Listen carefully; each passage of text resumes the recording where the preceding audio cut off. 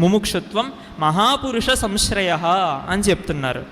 మహాపురుషులు అన్నప్పుడు తత్వజ్ఞానం తెలిసినటువంటి తత్వవేత్తలు, సద్గురువుల యొక్క సన్నిధి మనకు లభించడం. ఈ మూడు దొరకడం చాలా కష్టం.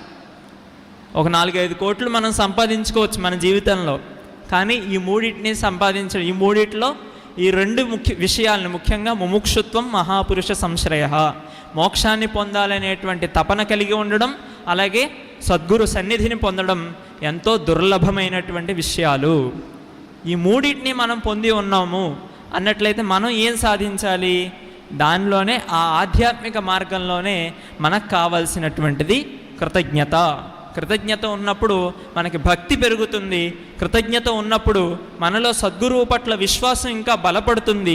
కృతజ్ఞత ఉన్నప్పుడు మన యొక్క లక్ష్యం ఇంకా దృఢపడుతుంది. కృతజ్ఞత ఉన్నప్పుడు మనం జ్ఞానాన్ని పొంది తరించే అవకాశం ఏర్పడుతుంది. అందువల్ల అర్థం చేసుకోవడం అనేటువంటిది ఎంతో ముఖ్యం.